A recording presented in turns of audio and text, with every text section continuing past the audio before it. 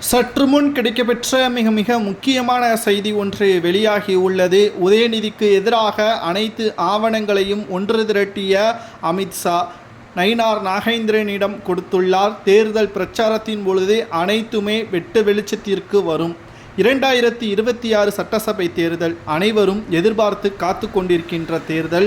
கிட்டத்தட்ட இரண்டாவது முறை வரலாற்று சாதனை திமுக பெறுமா என்ற மிகப்பெரிய அளவிலான எதிர்பார்ப்புடன் திமுகவின் நிர்வாகிகளும் தொண்டர்களும் எம்எல்ஏக்களும் ஏன் அமைச்சர்களும் கூட இருக்கிறார்கள். ஆனால் அதையெல்லாம் தாண்டி நிச்சயமாக திமுக வெற்றி அடையுமா என்று கேட்டால் அது மிகப்பெரிய ஒரு கேள்விக்குறிதான்.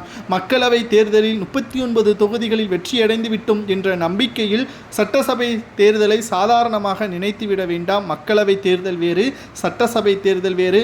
மக்கள் என்றைக்குமே சட்டசபை தேர்தலை பொறுத்தளவிற்கு திமுகவிற்கு ஒரு முறைதான் வாய்ப்புகளை வழங்குவார்கள். கலைஞருக்கு ஒரு முறை வாய்ப்புகள் தான் இதுவரை வழங்கப்பட்டது. ஆனால் 2011ஆம் ஆண்டு முதல் 2021 சட்டசபை தேர்தல் பொழுது வரை திமுக ஆட்சியே அமைக்காதது ஏன் என்றால், கிட்டத்தட்ட திமுகவின் ஊழலை ஒவ்வொரு நாளும் மறைந்த முதல்வர் ஜெயலலிதா அவர்கள் வெளியிட்டு கொண்டே தான் வந்தார். ஒரு பக்கம் சிறப்பான ஆட்சி, மறுபக்கம் திமுக பற்றியான ஒட்டுமொத்த ஊழல்கள். சன் டிவியாக இருக்கட்டும், கிட்டத்தட்ட பல்வேறு சேட்டலைட் மூலமாக ஊழல் செய்த வழக்காக இருக்கட்டும், ஏன் எந்த விஷயத்தில் ஊழல் செய்யலாமோ அதனை அனைத்தையும் ஊழல் செய்த பெருமை கோபாலபுரத்திற்குத்தான் இருப்பதை ஜெயலலிதா அவர்கள் வெட்ட வெளிச்சத்தில் கொண்டு வந்துள்ளார். அதே பாணியை தான் தற்பொழுது பாஜக கையில் எடுத்துள்ளது.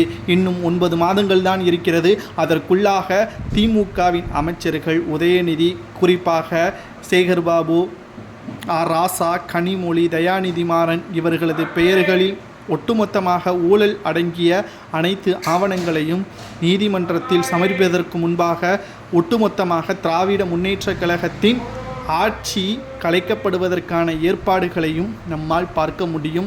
ஏனென்றால் உளவுத்துறை மத்திய அமைச்சகத்திடம் தெரிவித்துவிட்டது. இதற்கு முன்பாக டிஎம்கே ஃபைல்ஸ் 1, 2, 3 என்பதை அண்ணாமலை அவர்கள் வெளியிட்டிருப்பார். அப்பொழுது செந்தில் பாலாஜி சிறைக்கும் சென்றிருப்பார். பாஜகவை ஏளனமாக பார்த்த திமுகவிற்கு அப்பொழுது மிகப்பெரிய ஒரு நாம் மறுக்க முடியாது அதே நிலைமைதான் தற்பொழுது ஸ்டாலின் அவர்களுக்கும் உதயநிதி அவர்களுக்கும். கிட்டத்தட்ட தேர்தல் நெருங்கும் நேரத்தில் கைது செய்யப்படுவோமோ என்ற ஒரு அச்சமும் அவர்களுக்கு வந்துவிட்டது.